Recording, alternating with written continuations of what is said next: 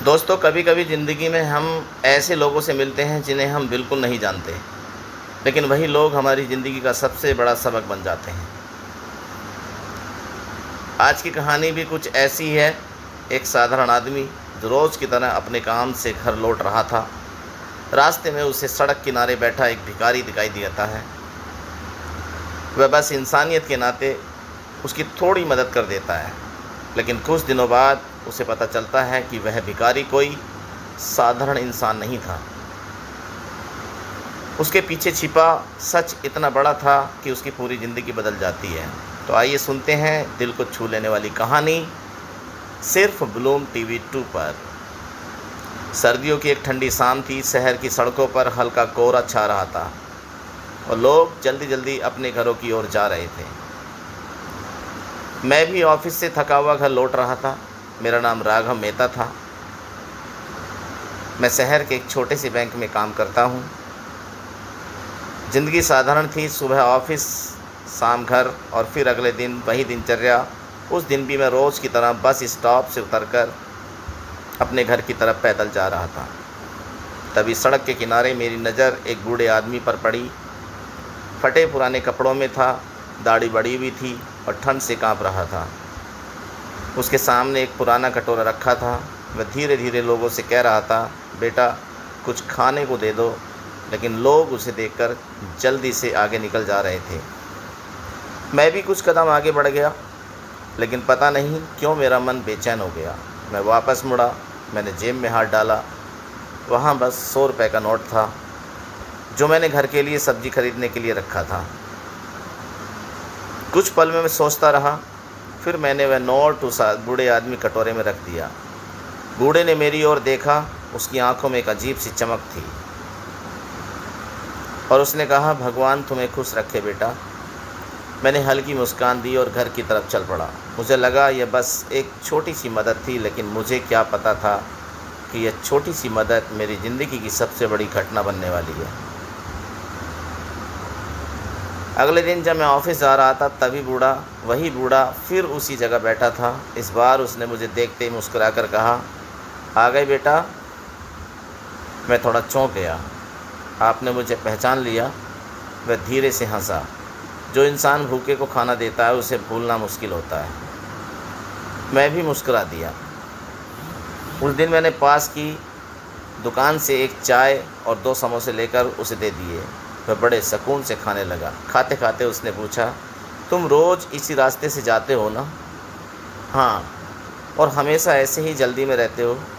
उसके सवाल ने मुझे थोड़ा हंसा दिया। हाँ, ज़िंदगी ही ऐसी है। बूढ़े ने सिर हिलाया। ज़िंदगी जल्दी में जीने की चीज़ नहीं होती बेटा। मैं कुछ देर उसके पास बैठ गया। उससे बात करते हुए मुझे अजीब सी शांति महसूस हो रही थी, लेकिन तभी मुझे ऑफिस के लिए देर हो रही थी। मैं उठकर जाने लगा। तभी बूढ़े ने कहा, राघव। तो मैं रुक गया। आपको मेरा नाम कैसे पता है बाबा जी? वह मुस्कुराया। कभी इंसान को पहचानने के लिए उसका नाम जानना ज़रूर नहीं होता। उसकी बात मुझे थोड़ी अजीब लगी, लेकिन मैं जल्दी में था, इसलिए ज़्यादा ध्यान नहीं दिया। उस दिन के बाद यह एक आदत बन गई। मैं रोज़ ऑफिस जाते समय उस बूढ़े से मिलता, कभी चाय पिलाता, कभी खाना दे देता। धीरे धीरे हमारी बातचीत भी बढ़ने लगी। मुझे महसूस हुआ कि वह साधारण भिखारी नहीं है। उसकी बातें बहुत गहरी होती थीं। एक दिन उसने मुझसे पूछा, राघव, अगर तुम्हें अचानक बहुत पैसा मिल जाए तो तुम क्या करोगे? उसकी बात सुनकर मैं हंस पड़ा। सबसे पहले तो घर खरीदूंगा, फिर माँ पापा को तीर्थ यात्रा पर भेजूंगा। वह मुस्कुराया। और दूसरों के लिए? मैं थोड़ा चुप हो गया। शायद कुछ गरीब लोगों की मदद करूंगा। बूढ़े ने संतोष से सिर हिलाया। अच्छा है। कुछ दिन बाद एक अजीब घटना हुई। मैं उस दिन ऑफिस से देर से लौट रहा था। जब मैं उसी जगह पहुंचा तो वहाँ बूढ़ा वहाँ नहीं था। उसकी जगह सिर्फ वही पुराना कटोरा पड़ा था। मुझे थोड़ी चिंता हुई। मैंने आसपास के लोगों से पूछा, लेकिन किसी को कुछ पता नहीं था। मैं घर चला गया। अगले दिन भी वह वहाँ नहीं था, तीसरे दिन भी नहीं। अब मुझे सच में चिंता होने लगी। मैंने सोचा शायद वह कहीं और चला गया होगा, लेकिन मुझे उसकी बातें याद आने लगी। उसकी शांत आंखें, उसकी अजीब सी मुस्कान और उसका मेरा नाम जानना मुझे समझ नहीं आ रहा था। वह आखिर था कौन? लेकिन असली हैरानी तो तभी अभी बाकी थी, क्योंकि कुछ दिनों बाद मेरे घर के दरवाजे पर एक ऐसा लिफाफा आने वाला था जिससे मुझे उस भिखारी की असली पहचान का पता चलता है। और वह सच इतना बड़ा था कि मैं खुद भी यकीन नहीं कर पाया। उस दिन सुबह मैं नाश्ता कर ही रहा था कि दरवाजे की घंटी बजी। मैंने दरवाज़ा खोला तो सामने डाकिया खड़ा था। रागा मेहता, हाँ। उसने मुझे एक मोटा सा लिफाफा दिया और चला गया। मैंने हैरानी से लिफाफे को देखा। उस पर मेरा नाम साफ लिखा हुआ था, लेकिन भेजने वाले का नाम नहीं था। मैंने उसे खोला। अंदर एक चिट्ठी थी और कुछ कागज़। मैंने कांपते हाथों से चिट्ठी पढ़नी शुरू की।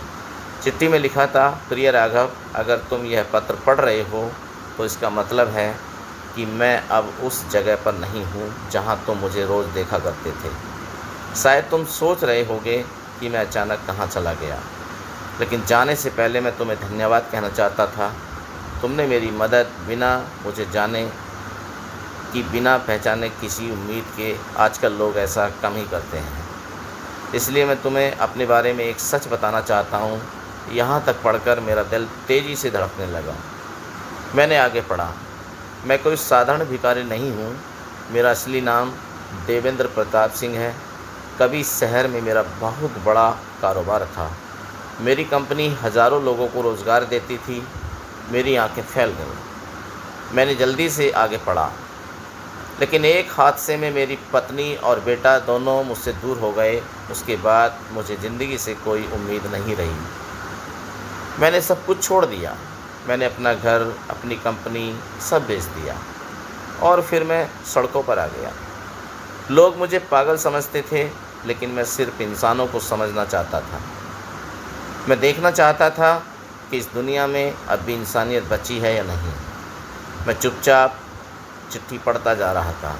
कई महीनों तक मैं उस सड़क पर बैठा रहा। हज़ारों लोग वहाँ से गुजरे, लेकिन बहुत कम लोगों ने मेरी ओर देखा। फिर एक दिन तुम आए। तुमने बिना कुछ पूछे मेरी मदद की। उस दिन मुझे लगा कि दुनिया में अब भी अच्छे लोग हैं। मेरी आंखें नम हो गईं।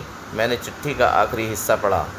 राघव, यह लिफाफा सिर्फ एक चिट्ठी नहीं है, इसके अंदर कुछ दस्तावेज भी हैं। मैंने अपने जीवन की बची हुई संपत्ति का एक हिस्सा तुम्हारे नाम कर दिया है। यह कोई इनाम नहीं है, यह उस इंसानियत का सम्मान है जो तुम्हारे दिल में है। लेकिन मेरी एक शर्त है, इस पैसे का इस्तेमाल सिर्फ अपने लिए मत करना। जहाँ तक हो सके उन लोगों की मदद करना जो सच में ज़रूरतमंद हैं। तब मुझे लगेगा कि मेरी ज़िंदगी का अनुभव बेकार नहीं गया। तुम्हारा देवेंद्र प्रताप।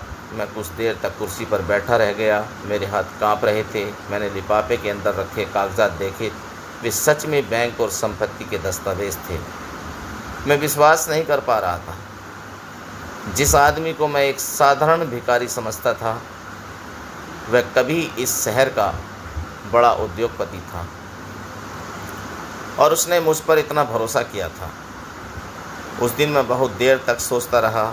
मुझे उसकी बातें याद आने लगीं। उसका मुस्कुराना, उसका कहना कि ज़िंदगी जल्दी में जीने की चीज़ नहीं होती, और उसका मेरा नाम बिना बताए जान लेना। शायद वह मुझे पहले दिन से ही समझ गया था। कुछ दिनों बाद मैंने एक फ़ैसला लिया। मैंने उस संपत्ति का बड़ा हिस्सा इस्तेमाल करके एक छोटा सा ट्रस्ट बनाया। उसका नाम रखा देवेंद्र आशा केंद्र।